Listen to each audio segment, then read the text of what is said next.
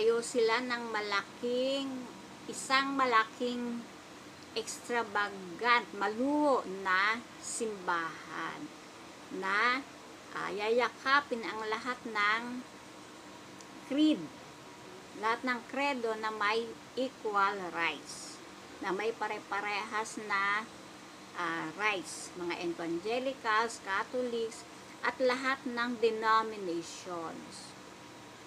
At magkakaroon ng true communion of the unholy, na may isang shepherd at may isang flock. Diba dito sa ating Panginoon, sa ating Panginoong Jesus, a one holy Catholic Apostolic Church.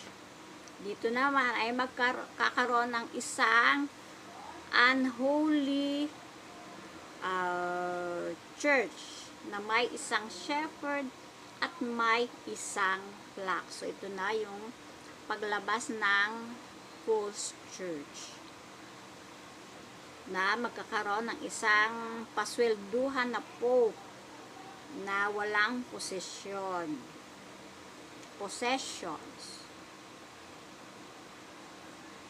Ang lahat ay nagawa na, i-ready na. Many things finished, natapos na. Ngunit,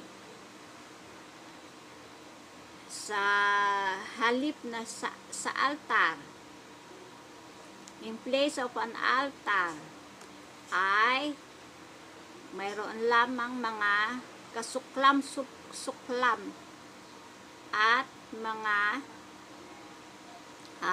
desolation, kapanglawan. So, di ba tayo merong altar sa church? So, instead na altar, puro naman abomination at mga desolations ang naroon. Such ang new church to be. Such was the new church to be. Na iyon ang magiging new church. At na ito na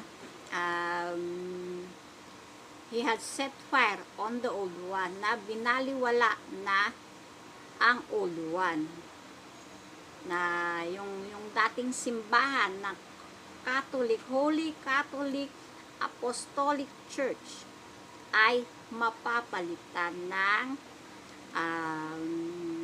isang unholy church, at ang old